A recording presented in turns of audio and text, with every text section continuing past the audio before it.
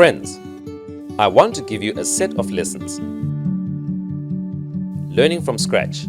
Each lesson is about right hemispheric drawing.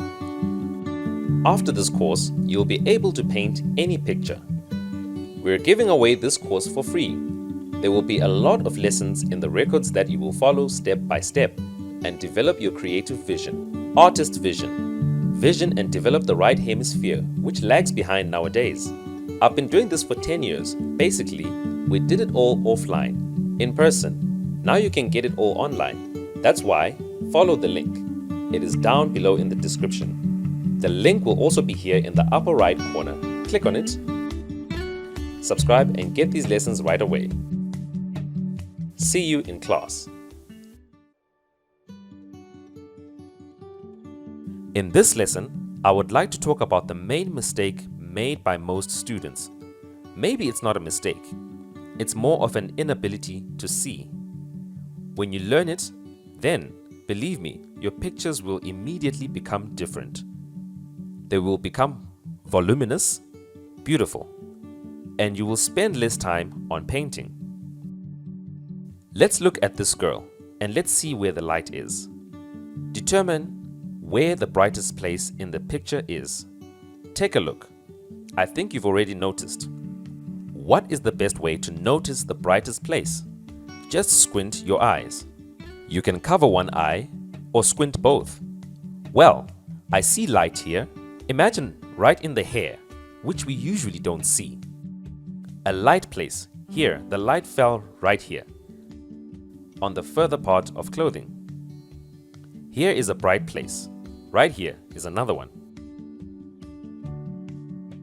The beginner usually does not see this, and he starts to paint the form. And in the end, there is just a girl. The painting becomes flat. We will continue studying this case. This picture works as a reference for us. Let's see where the darkest place in the picture is. Let's choose. Squint your eyes.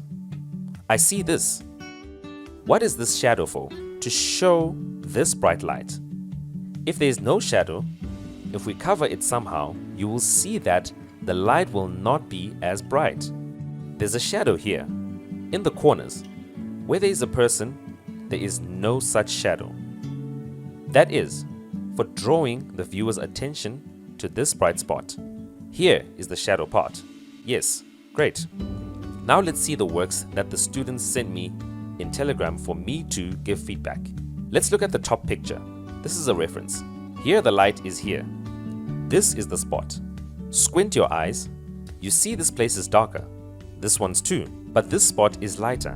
What a powerful directional light. Just like in this picture. Let's see. Here it is. There is also a direction of light, the movement, dynamics. Clearly, the student begins by creating the shape. The boat is done very well. The people are painted even better than on the reference. More attention was paid to the details here. The pebbles were well painted, thoroughly, but this light spot has not been done. I think this spot is the protagonist in the picture. A lot of attention was drawn to the sky. It can be seen that this part is darker than the sky. It matches. And now, this part doesn't. Here, you need to lighten, lighten, lighten, and darken this corner. You can see this spot. Let's take a look at the still life. Also, my student's piece. There it is. This is the original, The Spring in My Soul. A very cool picture of the author. Impressionism. It's easy to paint. You just poke around something with a brush and you have it. Let's see what to consider. For example, if you look at the flowers, they all lightened differently. 1, 2, 3, 4, 5, 6. 6 flowers. Which one has the most light? This one is lit. This one is illuminated. And this one. This one is dark. This one is in the shade too.